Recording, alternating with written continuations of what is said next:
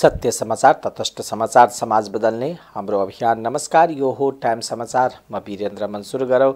मधेस कृषि विश्वविद्यालयका उपकुलपति र रजिस्ट्रार बर्खास्त सम्बन्धी प्रसङ्गबाट मधेस कृषि विश्वविद्यालयका उपकुलपति डाक्टर वैद्यनाथ महतो र रजिस्ट्रार श्री भगवान ठाकुरलाई बर्खास्त गर्ने निर्णय भएको छ। मंगलबार जनकपुर धाममा बसेको विश्वविद्यालय सभाले उनीहरूलाई अनाधिकृत गतिविधिमा संलग्न रहेको निष्कर्षसहित पदमुक्त गर्ने निर्णय गरेको हो। नीति तथा योजना आयोगका उपाध्यक्ष सोहन प्रसाद शाहको नेतृत्वमा गठित 3 सदस्यीय समितिले सोझमा बुझाएको प्रतिवेदनको आधारमा उक्त निर्णय लिएको एक सदस्यले जानकारी दिएका छन्। विश्वविद्यालय सभा राति 11 बजेसम्म चलेको थियो। सभामा विश्वविद्यालयका कुलपति समेत रहेका मुख्यमन्त्री सतीश कुमार सिंह, सहकुलपति शिक्षा तथा संस्कृति मन्त्री रानी तिवारी, विश्वविद्यालयका पदाधिकारी तथा सदस्यहरू उपस्थित थिए। सभाले चालू आर्थिक वर्ष 81-82 को नीति तथा कार्यक्रम पनि पारित गरेको छ। यसअघि 16 पुसमा सम्पन्न विश्वविद्यालय सभामा समेत उपकुलपति महतो र रजिस्ट्रार ठाकुरलाई बाहिर निकालिएको थियो। मध्य प्रदेशका मुख्यमन्त्री सतीश कुमार सिंहले खुला सीमा नाकाबाट अवैध रूपमा भित्रिने पोल्ट्रीजन्य पदार्थमा रोक लगाउन प्रदेशका उच्च पदस्थ सुरक्षा अधिकारीहरूलाई निर्देशन दिनुभएको छ। उहाँले विभिन्न नाकाबाट अवैध ढङ्गले भित्रिने अन्डा, चल्ला, तयारी खुकुरा, कुखुराको मासु, क्रेट, कार्टुन र भ्याक्सिन सहितको ओसार पोसार नियन्त्रण गर्न मधेस प्रहरी कार्यालयका प्रहरी प्रमुख एवं प्रहरी नायब महानिरीक्षक लालमणि आचार्य र सशस्त्र प्रहरी बल मध्य प्रदेश छिन्मस्ता बाहिनी नम्बर 2 मुख्यालय का प्रमुख एवं सशस्त्र प्रहरी नायब महानिरीक्षक कालीदास धवौजीलाई बुधबार निर्देशन दिनुभएको छ।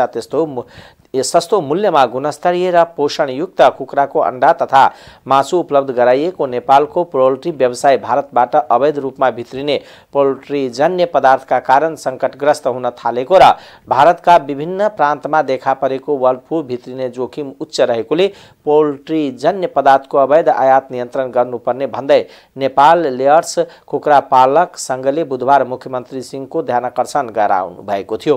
पोल्ट्रीजन्य पदार्थको अवैध आयात रोक्नुपर्ने माग मुख्यमन्त्री सिंहले गरेका थिए। उनले योजनाबद्ध तरिकाले पोल्ट्रीजन्य पदार्थको अवैध आयात रोक्न सुरक्षा अधिकारीहरूलाई निर्देशन दिँदै त्यस्ता पदार्थको अवैध आयात हुने नाका र क्षेत्र पहिचान गरी प्रहरी परिचालन गर्नुपर्ने बताउनुभयो। उहाँले पोल्ट्रीजन्य पदार्थ अवैध आयातलाई रोक्न अभियान नै थाल्नुपर्ने र त्यसमा नेपाल पोल्ट्री व्यवसायसँग सरोकारवालाहरूले अग्रसरता लिनुपर्ने उल्ल्याउनुभयो। नेपाल र पोल्ट्री व्यवसायमा 1 खर्ब 60 अर्ब लगानी रहेको नेपाल लेयर्स कुखुरा पालक संघले जनाएको छ। संघका अध्यक्ष विनोद पोखरेलले स्वास्थ्य क्षेत्रमा सुधार ल्याउन मुख्यमन्त्री सिंहले अवैध अस्पताल विरुद्धको अभियानबाट हौसिएर आफूहरूको पोल्ट्रीजन्य पदार्थको अवैध आयात रोक्न मुख्यमन्त्री सिंहलाई आग्रह गर्न प्रादेशिक राजधानी जनकपुर आएको बताउनुभयो। हाम्रो समस्या सुन्न बित्तिकै सुरक्षा अधिकारीहरूलाई निर्देशन दिनुभएको छ। उहाँले हामीलाई पोल्ट्रीजन्य पदार्थको अनाधिकृत आयात रोक्ने विश्वास पलाएको पोखरेलले जानकारी दिनुभयो। मध्य प्रदेशका मुख्यमन्त्री सतीश कुमार सिंहले रौतहटको गौर राइस मिल जग्गा अधिग्रहणको प्रक्रियालाई तीव्रता दिने प्रतिबद्धता जनाउनु भएको छ। बुधबार मुख्यमन्त्री सिंहको सचिवालयले विज्ञप्ति जारी गर्दै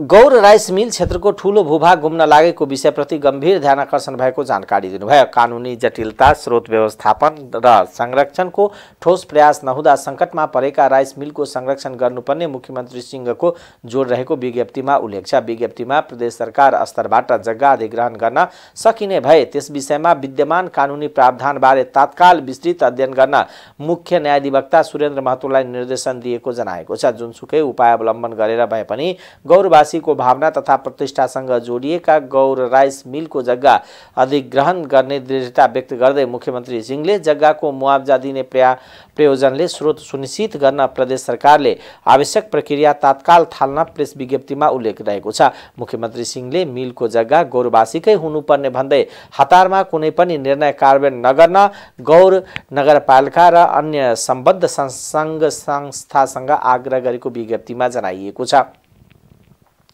सिराहाको नवराजपुर कि रिङ्कू कुमारी सदाको सामूहिक बलात्कार र शङ्कास्पद मृत्यु घटनाको मुख्य आरोपी रूपेश मण्डल पक्राउ परेका छन्। मण्डललाई प्रहरीले पक्राउ गरेको जनाएको छ। गत माघ 27 गते राति शौच गर्न बाहिर निस्केको रिङ्कूलाई स्थानीय 3 युवकले सामूहिक बलात्कार गरेका थिए। सो बलात्कार घटनामा 29 र 30 गते पञ्चायत बसेर गाउँमै मिलाउने प्रयास समेत गरिएको थियो। पञ्चायतले बलात्कार पीडकलाई 1,40,000 जरिवाना भराउने र पीडितलाई प्रहरीमा जान नदिने निर्णय गरेको थियो। तर पञ्चायत नमिल्दा पीडक पक्षको धम्कीका कारण गत माघ 30 गते पीडित किशोरी रिङ्कू आफ्नै घरमा झुन्डिएको अवस्थामा मृत भेटिएकी थिइन्।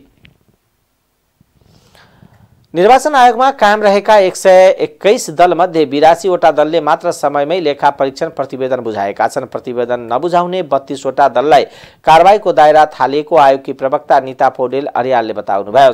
आर्थिक वर्ष सकिएको 6 महिनाभित्र दलहरूले आय व्यय सहितको लेखा परीक्षण प्रतिवेदन निर्वाचन आयोगमा बुझाएर सार्वजनिक गर्नुपर्ने कानुनी व्यवस्था छ। आयोगमा बुझाएको विवरण अनुसार नेकपा एमाले सबैभन्दा धनी र नाफामा रहेको एक पार्टीको रूपमा देखिएको छ। एमाले गएको आर्थिक वर्षमा 14 करोड 79,05,000 आमदानी र 7 करोड 85 लाख रुपियाँ खर्च गरेको छ। एमाले पार्टी सदस्यता शुल्क शीर्षकमा मात्रै 11 करोड 54,30,437 रुपियाँ सङ्कलन गरेको छ। नेपाली काङ्ग्रेस भने आमदानीको हिसाबले नेकपा एकीकृत समाजवादी र राष्ट्रिय स्वतन्त्र पार्टी रासपा भन्दा पनि कमजोर देखिएको छ। काङ्ग्रेसले 2 करोड 32 लाख रुपियाँ घाटा बेहोरेको प्रतिवेदन निर्वाचन आयोगमा पेश गरेको छ। काङ्ग्रेसले गएको आर्थिक वर्षमा 2 करोड 59 लाख आमदानी र 4 करोड रुपियाँ खर्च गरेको छ। त्यस्तै नेकपा माओवादी केन्द्रले 1 करोड 86,53,000 रुपियाँ आमदानी गरेको छ। माओवादीले 53,000 रुपियाँ घाटाको हिसाब देखाएको छ। रासपाले 3 करोड 80 लाख रुपियाँ आमदानी र 6 करोड 50 लाख खर्च भएको लेखा परीक्षण प्रतिवेदन आयोगमा पेश गरेको छ। संचार तथा सूचना प्रविधि मन्त्री पृथ्वी सुब्बा गुरुङले माओवादी सशस्त्र युद्धका कारण मुलुकमा 25 वर्ष पछाडि परेको बताउँदै शान्तिको बाटोले मात्रै मुलुकको विकास सम्भव रहेको बताउनु भएको छ।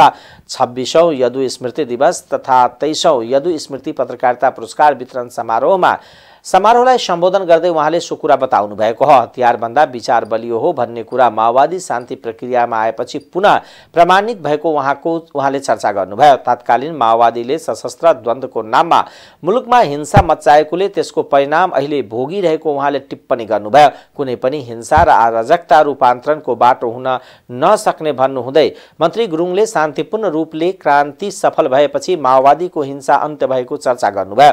उहाँले हिजोसम्म आफ्नो सेना नभएको पार्टी कम्युनिस्ट नै होइन भन्ने माओवादीसँग अहिले सेना कहाँ छ, के अब ऊ कम्युनिस्ट पार्टी रहेन, अहिले माओवादीसँग वैचारिक सिद्धान्त नभएका कारण अलमलमा रहेको बताउनुभयो। उहाँले न्यू मिडिया नाममा सामाजिक सञ्जालमा नेपाल र नेपाली बीचको सह अस्तित्व र एकता भत्काउने प्रयास भइरहेको भन्दै उहाँले सरकारले त्यसलाई कायम राख्न नियमका लागि सामाजिक सञ्जाल सम्बन्धी विधेयक ल्याएको उहाँले चर्चा गर्नुभयो। मुलुकको लोकतन्त्र, अभिव्यक्ति स्वतन्त्रता, सामाजिक न्यायको सम्मान गर्दै अराजकतालाई नियमन गर्नका लागि सामाजिक सञ्जाल सम्बन्धी विधेयक ल्याएको उहाँले प्रश्न पार्नुभयो। नारायणगढी कब्जा गरेर नेपाली सेनालाई पराजित गरेर क्रान्ति सम्पन्न भयो भने यो मुलुकमा जनताको बोली जनवाद के बाटबाट क्रान्ति सम्पन्न भयो कि सामन्तवाद र त्यसका चाहिँ नायकीय राजतन्त्र राज संस्था हामीले बुलेटबाट होइन ब्यालेटबाट पराजित गरेका हौँ। 601 जना सांसद मध्ये एकजना सभाध्यक्ष भइहाले, संविधान सभाको अध्यक्ष भइहाले।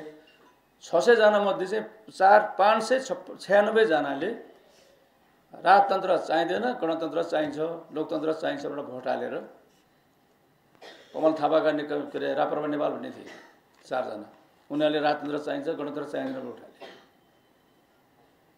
त्यसकारणले भोटबाट शान्तिपूर्ण ढङ्गले मुलुकमा क्रान्ति सम्पन्न भएको कुराले माओवादको जनयुद्ध गलत थियो भन्ने कुरोको पुष्टि हुन्छ। हाम्रो पार्टीको चाहिँ नीति जनताको बोली जनवादको क्रान्तिको बाटो सही थियो भन्ने कुरोको पनि पुष्टि हुन्छ। सँगसँगै क्रान्तिको बेला जसको आफ्नो सेना हुँदैन त्यो कम्युनिस्ट पार्टी हुँदैन।